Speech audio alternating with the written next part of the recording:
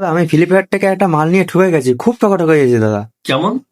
আমি গত কয়েকদিন আগে একটা ফ্লিপকার্ট থেকে জিনিস নিয়েছিলাম, ওটার দাম ছিল 2800 টাকা। আচ্ছা, কিন্তু আজকে ফ্লিপকার্টটি ওপেন করে দেখছি ওটার দাম 1600 টাকা হয়ে গেছে দাদা। 200 টাকা চোনা লাগিয়ে 200 দিয়েছে। টাকা চোনা লাগিয়ে দিয়েছে 200 টাকা চোনা লাগিয়ে 200 টাকা দাদা।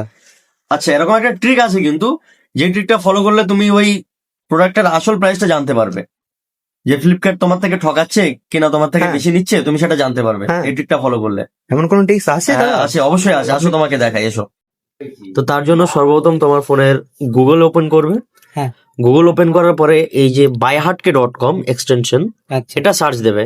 আচ্ছা। এটা সার্চ দেওয়ার পরে এই যে ফার্স্ট যে লিঙ্কটা আছে, এই লিঙ্কে যাবে। হ্যাঁ। এই লিঙ্কে যাওয়ার পর এখানে তুমি যে প্রোডাক্টটা নিয়েছিলে আচ্ছা। সেই প্রোডাক্টের লিঙ্ক এখানে পেস্ট করবে, কপি করে ওখান থেকে নেবে, এখানে পেস্ট করবো, আচ্ছা। দিয়ে সার্চ করবে। দেখো, সার্চ দেওয়ার পরে এখানে এইগুলো এসেছে, দেখো এই যে অনলাইন প্ল্যাটফর্মের সব থেকে হাইয়েস্ট প্রাইস এটা ছিল, এই যে 2199 টাকা। হ্যাঁ। অ্যাভারেজ প্রাইস বিক্রি হয়েছে 1686 টাকা। তাহলে তোমার দাম কত নিয়েছিল?